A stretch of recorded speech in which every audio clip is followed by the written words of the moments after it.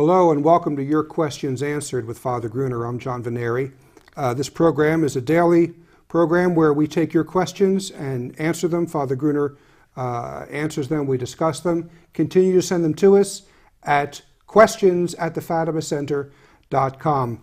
We're picking up from yesterday's program. It was so-called experts who claim that the chastisement spoken of, the only way it could have been averted was for the consecration to be done prior to World War II. And after World War II, it is too late to prevent the chastisements.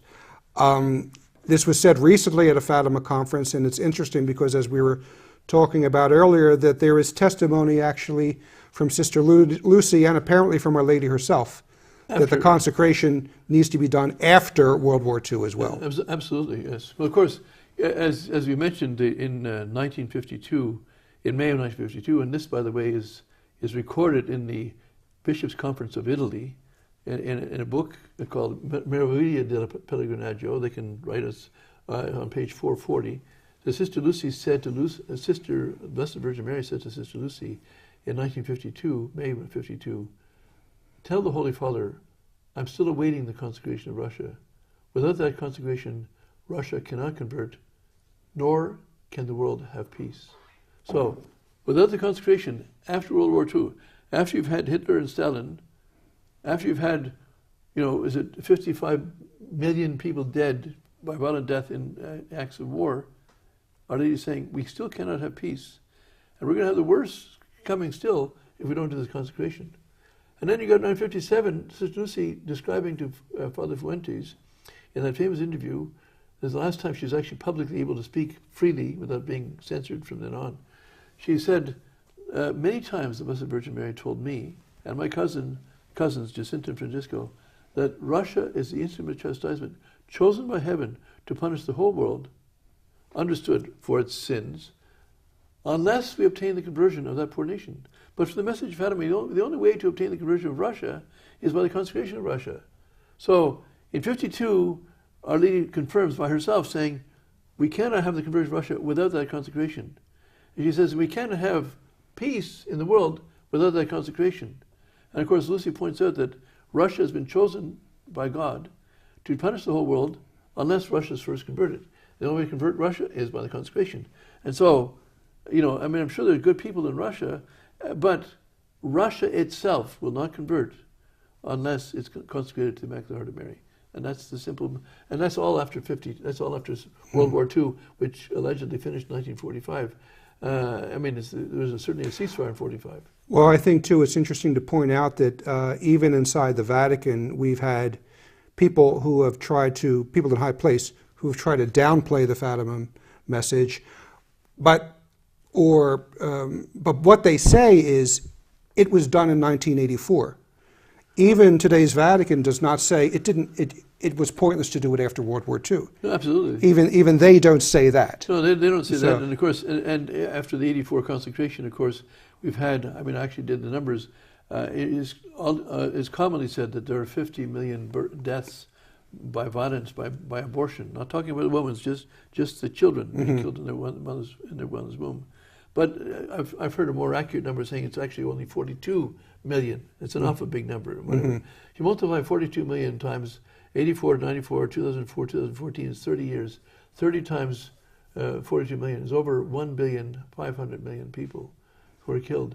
We cannot claim that the world is at peace as long as we have this, I hate to use the word Holocaust because it really is a religious sacrifice. The word Holocaust is meant specifically for that. But if anything is a Holocaust by terms of violence, it's the 1,500,000,000 babies that have been killed since 1984. And so obviously we haven't had world peace since the consecration of 1984. And of course, the whole idea of the consecration is so that the world will see that this consecration brought about world peace. So the whole world will see and give credit to the Immaculate Heart of Mary.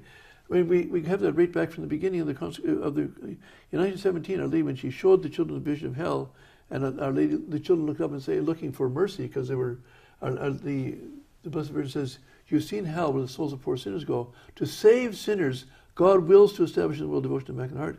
Well, no one is really, I shouldn't say no one, but almost no one has put together that the Consecration of 84 was the definitive act to bring about consecration, to establish the act. We haven't had this established. And what's not even talked about is the fact, the other part of it, and that is that Our Lady promised the conversion of Russia to the Catholic faith, Yes. which was confirmed by Sister Lucy. I mean, after 1989, and when Russia started to look more Western, and they started to get VCRs and all these other Western commercialism, and people were saying they've converted. No, it's conversion means one thing to Our Lady, and that is a transfer from a position when someone is not in an operation favorable to God to where he is, and that's what the Orthodox and the Russian people have to do, and that has not happened yet. There has been no conversion of Russia to the Catholic faith. Well, of course, if we have somebody who's saying, well, they've allowed the religion, it's not enough to allow religion.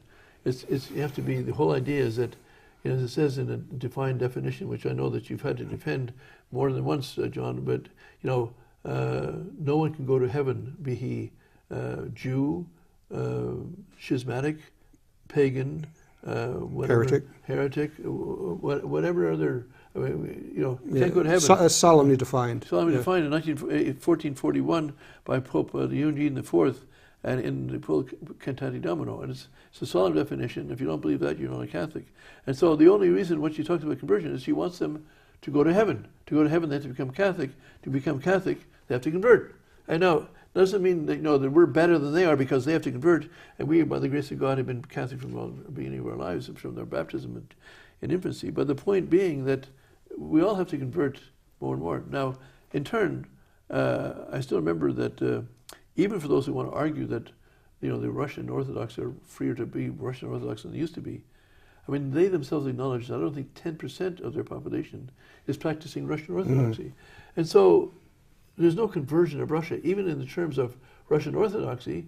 90% of them are not practicing, and 20% of them are still atheists. So there's no way you can call this conversion. Yeah, I mean, you could compare to someone who's had a stroke, and his entire body is paralyzed as a result.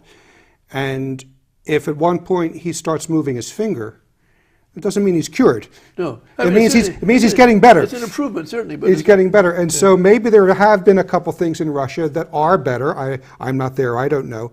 But you can't confuse one stage in getting better to a complete cure. Yes. And we do not have the complete cure of Russia Absolutely. at this point. Certainly. And so, but in turn, both the Vatican recognizes, and Pope John Paul tried 6 times or whatever it was, a number of times, to bring about the consecration. He was always, his advisors always insisted they not use the word Russia, but it was a specific consecration that was asked for.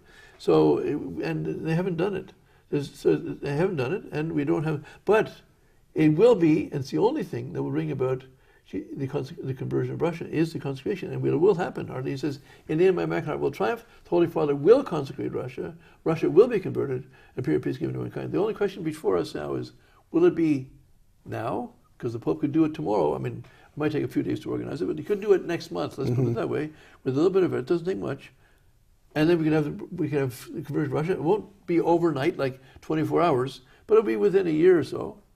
And we would have world peace after that, but or we can pretend to, well, it's too late, so let's do nothing. Let's just pat ourselves on the back that we're devoted to Our Lady, promote the Rosary, promote the Scapular, and say we're saying everything in the message. No, you're not saying everything in the message. You're leaving out the major part. And this excuse that it's too late is not in the. She never said it's too late. That's a mistranslation in the Italian. It's already in the English, and in the French. But it doesn't in the Portuguese. I don't think it's in the Italian either. But in the original, it's not there. So basically, anyone who says that it is too late or is misrepresenting the Fatima message. Yes, and doing great disservice to the rest of the faithful. And so it's important to still work and pray towards this goal, and to help the Fatima Center realize this goal. And so that's it for this program, and we will see you next time.